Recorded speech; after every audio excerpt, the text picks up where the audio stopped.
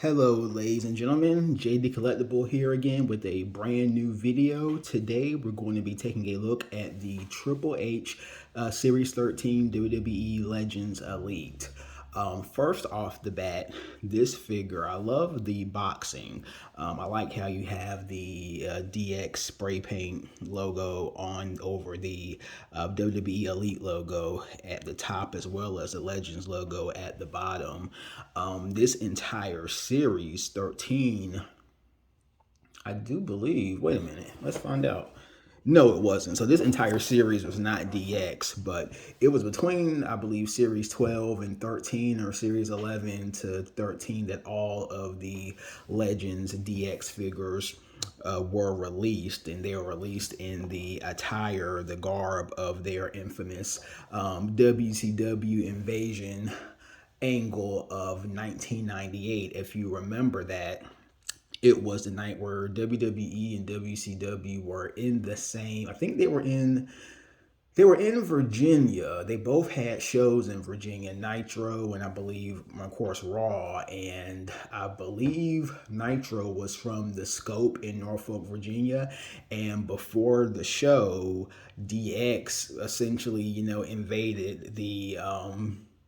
invaded the outside of the arena. They had the DX, the tank, and then the military attire. It was one of the more memorable moments of the Monday Night War era. So just to give some backdrop on the figure. If we look at the back of the box, we see the other figures in this series: Jake the Snake Roberts, the Hurricane, of course, Triple H, and Cowboy Bob Orton. And you have a little, and actually, yeah, this is a paragraph about the situation. So, yeah, night after WrestleMania 14, Triple H took over the leader of DX. He turned his buddies, So, doing their part on the Monday Night War, Triple H led an invasion of WCW headquarters, launching the faction of degenerates' popularity into the stratosphere, and asking the WWE Universe a simple question: are you ready? I may have some facts. Some of what I just told you about the story may not have been correct. I'm not sure if it was actually, I thought it was outside of the arena of a Monday Nitro, or I don't know if it was actually at, sounds like it could have been possibly at the WCW headquarters, which were in Atlanta, Georgia. But it was either in Atlanta or Norfolk, Virginia, where the situation occurred. But nonetheless, let's get into the figure. So, and there's a lot going on with this one, so we are going to try to make this pretty, that was pretty simple compared to most of my own.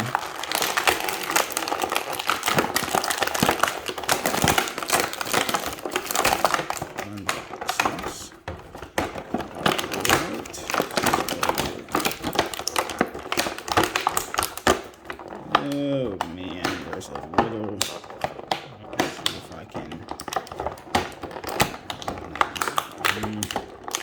May not be able to maneuver that completely.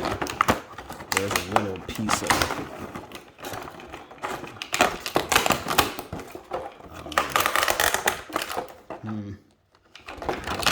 Oh, that's what's causing it.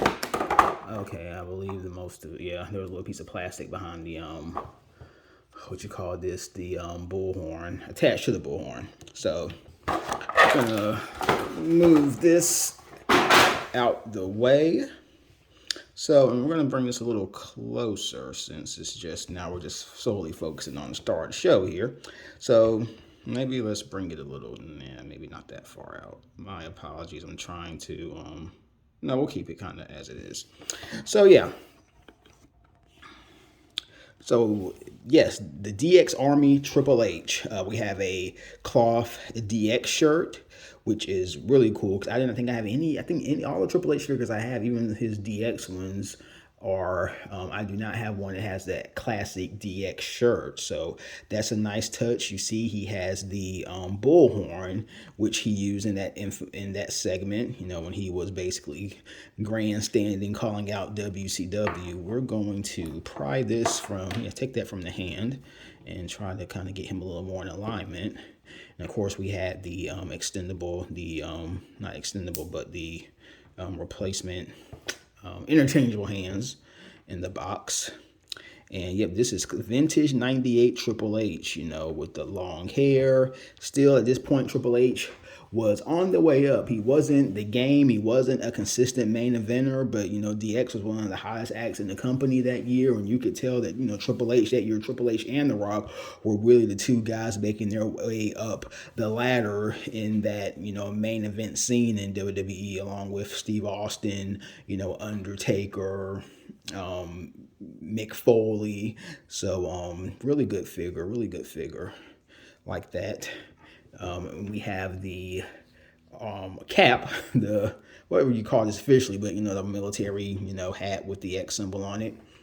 Now let's get into the one of the best parts of this figure is let's take off the pants, because these are removable, as we can see, and we're going to see what we how easy this is. Hopefully it's, because I think this is actually the coolest part of the figure, as a lot of these figures are that come with removable clothes, is the attire that you get with it. And I'm really do not want to mess this shirt up. Okay, I gotta be careful because there's just a lot going on with this figure. How do you make sure I do this the correct way? Yep. Okay. Yep. So they just come off. Should be pretty easily. I'm not trying to break these. I don't think I am, or rip them. That may be the best way to put it. So we're going to take it off simply. If we can, I think we should be able to. And bear with me. These are the little things that you don't take into account when you do these videos. And I'm still trying to keep my videos to a pretty short length. I do not really want to have any videos over too long over the 5-minute mark. Okay, I think we're making progress, and don't think I ripped those. So yeah, so this is and this is really what I like about this. This is don't like these arms at the moment. They kind of are not the most, what's the word I'm looking for? Okay, let's turn that one this way.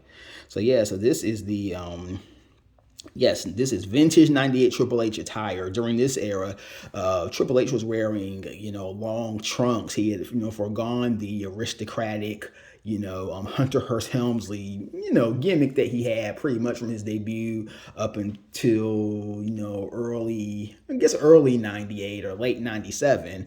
So by this point, he was sporting these trunks, and this is the first Triple H figure I think I've seen, period, that I've seen, elite or basic, with these trunks. So this is really cool. There was also in a SummerSlam Elite that came out, I believe maybe a year ago or so, maybe 2 years ago, where he had the his iconic purple trunks, I don't say trunks, but purple, wrestling, I guess pants. Let's say pants for a better choice of terms, which was the outfit that he wore during his classic ladder match, 98 ladder match, SummerSlam 98 ladder match against The Rock. And I have the basic of that figure. The basic of that figure is just as good, so I didn't see the need to get an elite. But really like this outfit, so you can really, I probably will display it more like this. You could, of course, put on the entire outfit, or you could just, have put on the DX shirt with this, which I think will be pretty cool too. So if these kind of figures, lots of just combinations you can do with it for display. And again, great face, great head scan, just a really solid Triple H figure. And I haven't got Triple H elite in a Triple H figure, I think, in a while, or at least an elite in a long time. I have a lot of Triple H elites I got years ago, so very happy to add this one to the collection. And I think that is all that I have for you guys today. Hope you all are having a great day. Take care of yourselves, and I will see you again after a while.